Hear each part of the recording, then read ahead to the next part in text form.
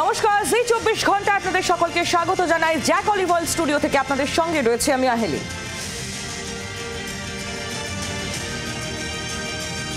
শুরু করছি 3 খবর। আর শুরুতেই যে খবর আপনাদের দেব, অপারেশন সিঁদুরের পর এবার সিঁদুর রক্ষা। দেশে ফিরলেন বিএসএফ জওয়ান পূর্ণম কুমার সাউ।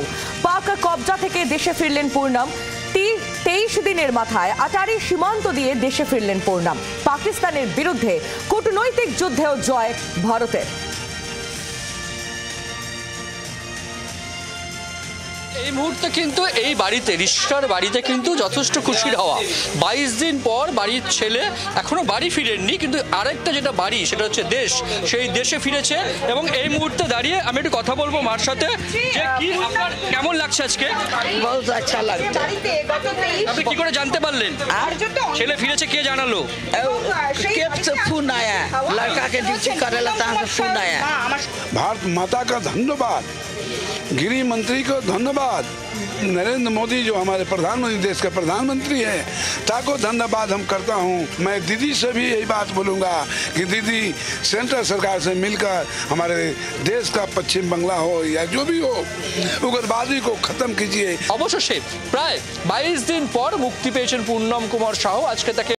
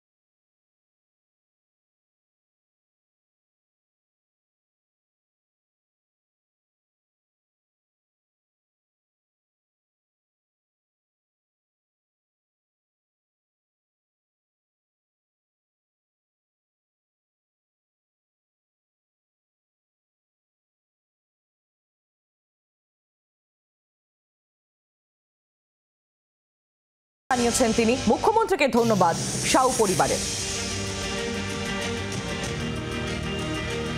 হ্যালো, হ্যাঁ দিদি নমস্কার, অনেক অনেক ধন্যবাদ আপনাকে দিদি। আজকে উনি আপনাকে করে দিয়েছিল। হ্যাঁ সকালে হয়ে গেছে, খুব তাড়াতাড়ি হয়ে গেছে, খুব ভালো হয়েছে। অনেক অনেক ধন্যবাদ ম্যাডাম, আপনি ভগবান আপনাকে ভালো রাখুক, আপনার বাচ্চাদের ভালো রাখুক। অনেক অনেক আপনাকে ধন্যবাদ। দেখুন আপনি কল্যাণ স্যার আমাদের সবাই খুব সাপোর্ট করেছে ম্যাডাম, আপনাদের ছাড়া আমার মনে হচ্ছিল না এটা পসিবল।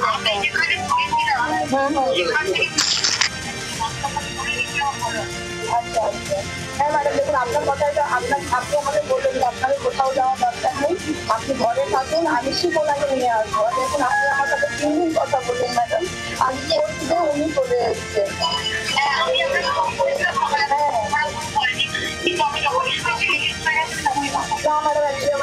খারাপ হয়ে গেছে, ঠিক আছে ম্যাডাম, অনেক অনেক ধন্যবাদ আপনাকে।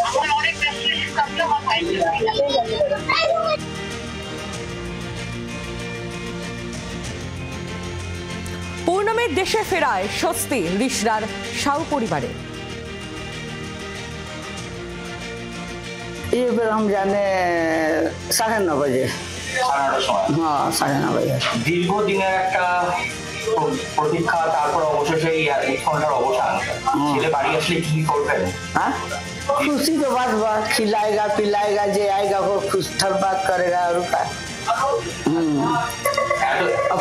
এতদিন তো উৎকণ্ঠায় একেবারে তো মানে আতঙ্ক ছিল। हाँ আমি স্বস্তি মিললে हाँ। কখন কখন খোঁজ পেলেন ছেলের যে আগে ছাড়া পাচ্ছে? हम लोग खबर आज के पाए, आज के पाए। सुने कि वहाँ से छोड़ दिया 7:30 बजे, हम लोग को मालूम ना रहा। আচ্ছা। আর ছেলে আসলে প্রথমে কি রান্না করে খাওয়াবেন? কি রান্না করে খাওয়াবেন? अच्छा अच्छा खाना बनेगा खाएगा हाँ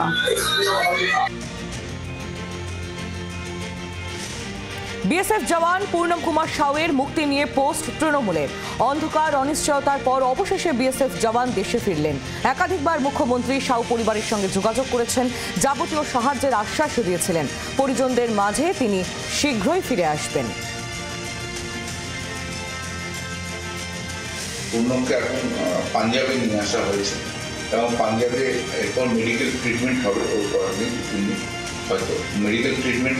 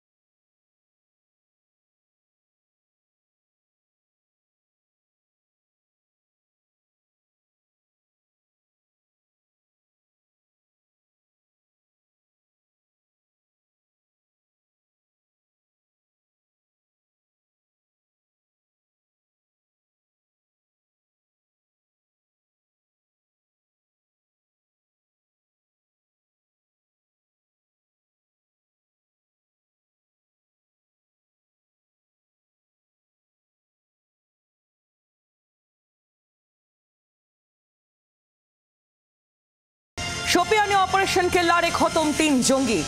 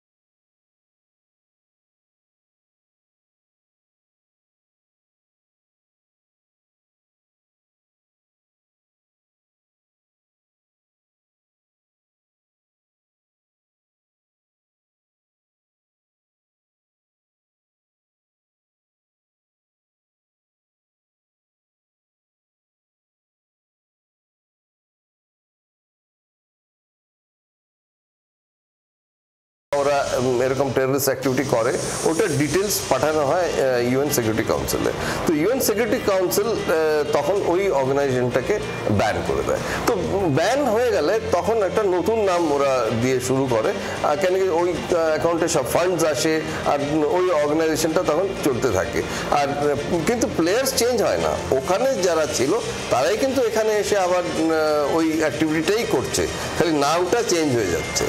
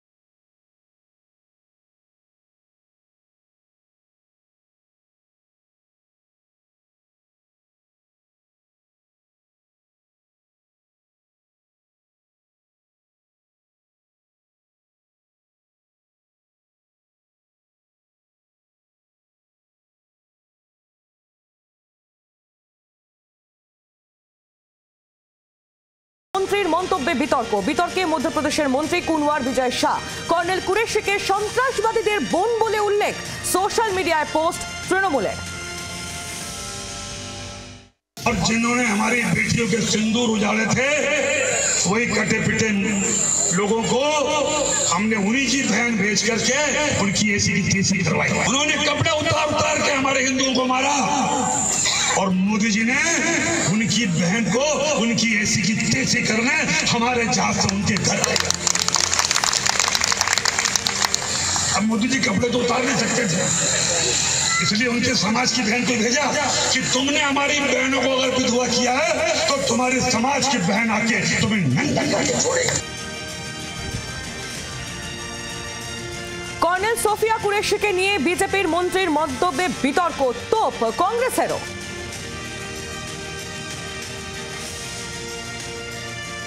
मुझे भारतीय होने के नाते कर्नल कुरैशी और विंग कमांडर न्योमिका इन दोनों ने जिस कुशलतापूर्वक तरीके से मिलिट्री एक्शंस की जानकारी पूरे देश को दी, उस पर हम सबको बहुत फक्र है। और मैं समझता हूं कि जिस प्रकार मध्य प्रदेश के एक मंत्री ने अपशब्द का इस्तेमाल किया कर्नल कुरैशी के लिए विशेष रूप से, उस पर मुझे लगता है कि उनको सरकार में रहने का कोई अधिकार नहीं है और भाजपा का जो शीर्ष नेतृत्व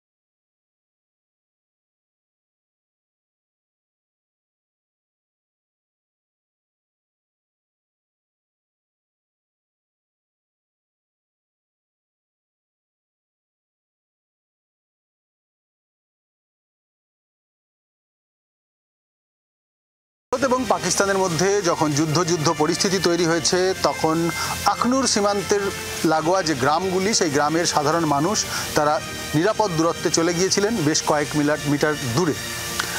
এখন যখন সিজ ফায়ার চলছে, তখন ধীরে ধীরে গ্রামে ফিরছেন গ্রামবাসীরা। আমরা এমনই সীমান্তের একটি গ্রামে রয়েছি যেখান থেকে ঢিল ছোঁড়া দূরত্বে পাকিস্তান, এবং এই জায়গায় গ্রামবাসীরা ধীরে ধীরে ফিরছে, ছন্দে ফিরছে উপত্যকা। কিন্তু প্রকৃত ছন্দে কবে ফিরবে তার কারণ এখনও ড্রোন দেখা যাচ্ছে, এখনও গুলির আওয়াজ শোনা যাচ্ছে সন্ধে হলে। গমের ফসল উঠে গিয়েছে, আবার গম চাষ করতে হবে, নতুন করে ফসল লাগাতে হবে, কিন্তু তার জন্য গ্রামে ফিরতে হবে। গ্রামে ফিরতে গেলে শান্তির প্রয়োজন, কিন্তু সেই শান্তি পাকিস্তান দিচ্ছে না। তকওয়াল গ্রাম থেকে ভিডিও জার্নালিস্ট শুভাশিস দাসের সঙ্গে রাজীব চক্রবর্তী, জি 24 ঘন্টা। দেশ ছেড়ে পালালেন বাংলাদেশের প্রাক্তন রাষ্ট্রপতি আব্দুল হামিদ। আওয়ামী লীগের জামানায় 2 দফায়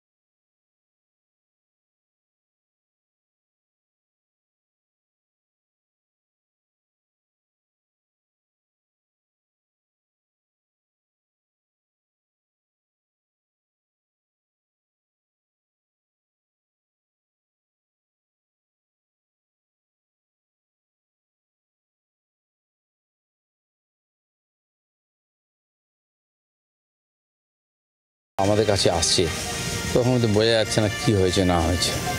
বন্ধুবান্ধব নিয়ে একসঙ্গে ছিল, রাত্রেবেলা পার্টি সার্টি করেছে এটুকু জানি, বাকি তো রিপোর্টেই সব আসবে কি হয়েছে।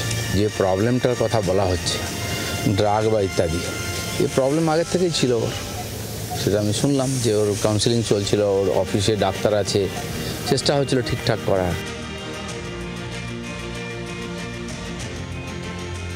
বেলাইন ডাউন বনগা লোকাল, দমদম স্টেশনে বেলাইন ডাউন বনগা লোকাল 4 নম্বর প্ল্যাটফর্মে লাইনচ্যুত হয় এই ট্রেন। দুপুর 1:40 নাগাদ স্বাভাবিক হয়েছে ট্রেন চলাচল।